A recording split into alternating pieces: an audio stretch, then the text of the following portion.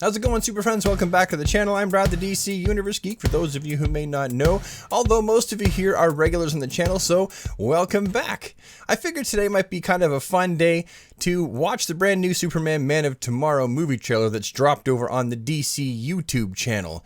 I'm super stoked, for one, about this because those of us who partook in and watched the previous DC animated extended universe's entire array of movies that encompassed so many stories and took many years to come to fruition and tell the full story. Those of us who watched it from the beginning with the Flashpoint Paradox all the way to the end with Justice League Dark, where they literally in the end wiped the slate clean, leaving it completely clean to do who knows what and tells who knows which stories. The possibilities really are endless. There are so many new tales and old tales they can tell from pre-Flashpoint right up until Rebirth.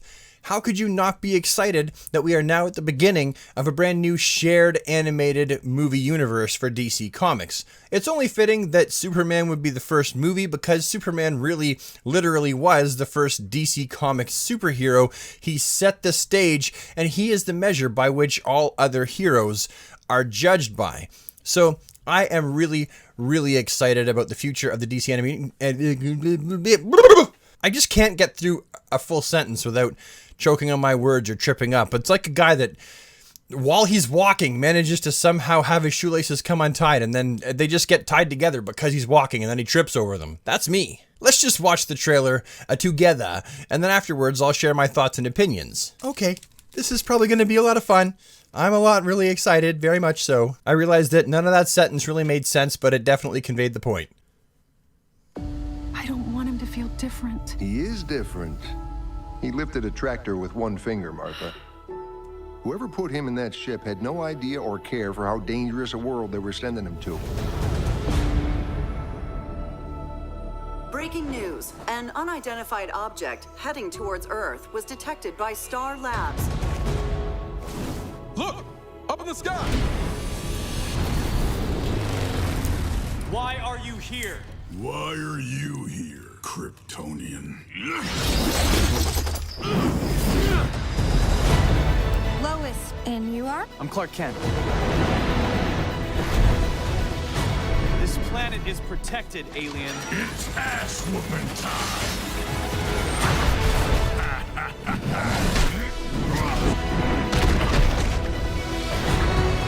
I thought Martians only existed in the movies. Those movies are terrible. Are you right, Miss Lane? What's the S for? Superman.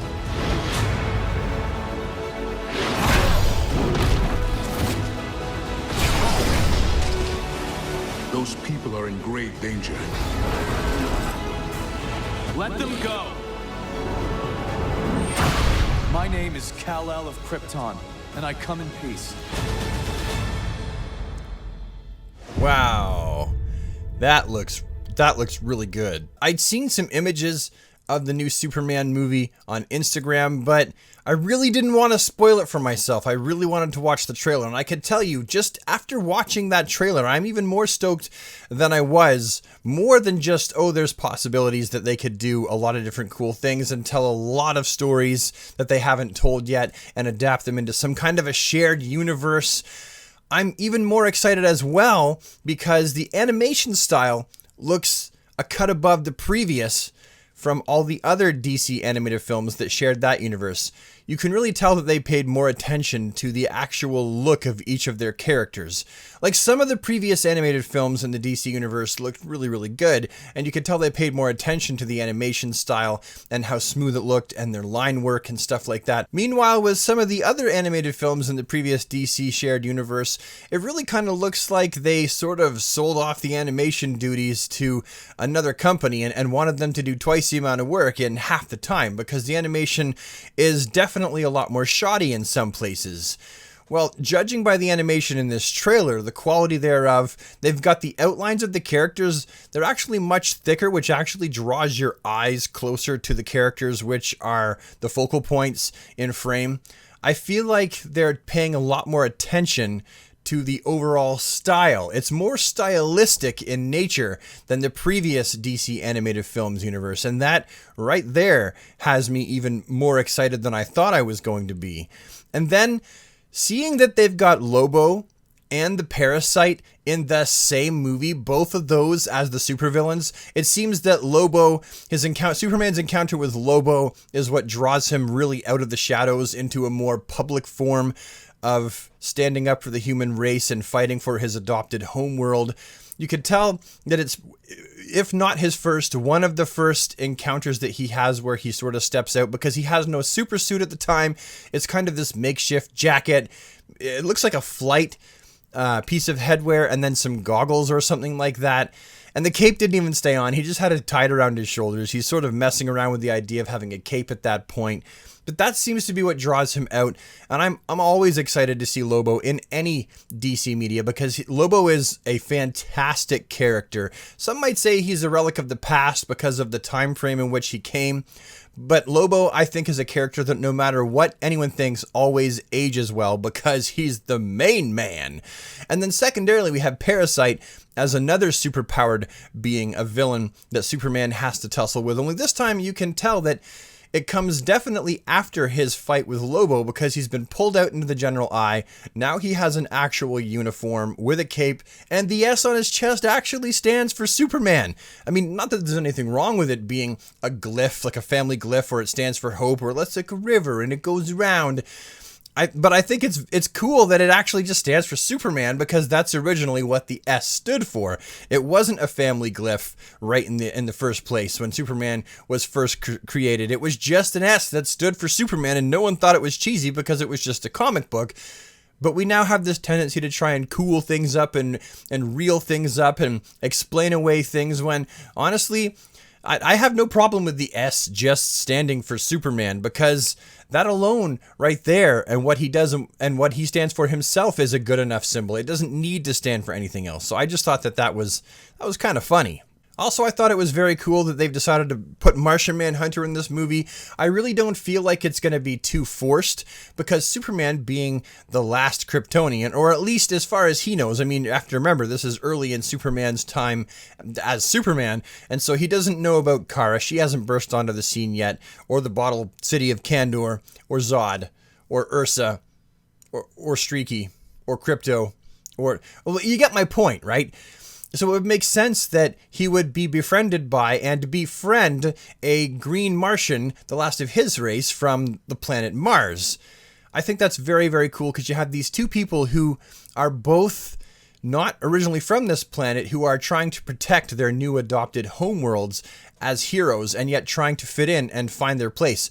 I think that is absolutely a fantastic idea that totally makes sense. Now, is Lex Luthor in this movie going to be pulling the strings? I feel like there's a 50-50 chance that he has something to do with what's going on, just judging by the trailer, because Lobo has that kryptonite ring, and how did he get a kryptonite ring? That was something that Luthor had and Batman also had. I don't recall Lobo ever having a kryptonite ring, but there he is. He's got a kryptonite ring, although maybe in this universe, Luthor gets the ring from Lobo. I'm not really sure, because Lobo did know that Superman was a Kryptonian, so I'm not really sure at this point, just surmising. And let's face it, Luthor hates Superman because Superman has all of those godlike powers, and yet he is so humble and he wants to live just as a man. He doesn't want to be regarded as anything better. In his own words, he's just here to help. Meanwhile, Lex Luthor, who is just a man who is totally jealous of Superman for those godlike powers and really wishes he was a god and worshipped as a god, very much so, and lives in literally a tower that is like the tallest tower in Metropolis. Of course he wants to aim something like the Parasite, which can drain the Man of Steel of his powers and then eventually kill him and just get him completely out of the way so that Lex Luthor can go back to business as usual as the savior of Metropolis. But again, this is all just conjecture. I don't know for sure. I'm just judging by what I've seen in the trailer. Now, I'm just here on IMDb and I'm looking at the cast here, and I'm kind of surprised by some of the names that I'm seeing here. Alexandra Daddario is playing Lois Lane. I did not see that coming, but that's still, I mean, that tells me that DC is putting maybe a little bit more money than usual into the voice acting cast, because she's an A-list actress and she must be beaucoup bucks to pay for. And Zachary Quinto is playing Lex Luthor, and again, he's another A-list actor. He does fantastic work, and I can't really think of a better person to be cast as Lex Luthor, because remember, he played the main antagonist in most of the TV show Heroes, right up until the very end when he has a change of heart and a change of mind. You also have Ryan Hurst as Lobo, Darren Criss as Superman, Bellamy Young as Martha Kent, Neil Flynn as Jonathan Kent, Brett Dalton as Parasite, and Ike Amadi as Martian Manhunter. That's actually a really good cast. So basically, this trailer has me more excited than I thought I was going to be, and I always was excited about this, but I'm definitely more excited because, as mentioned, the animation actually looks like it's a cut above the previous shared animated universe's animation, so there's that. And then the music they chose for the trailer is so bright and hopeful and positive, and that is what the theme song for a Superman movie of any kind should always be. It shouldn't be dark, brooding, and foreboding. It should fill you with feelings of hope and goodness. And that is exactly what that little piece of music that apparently was composed by Kevin Riepel.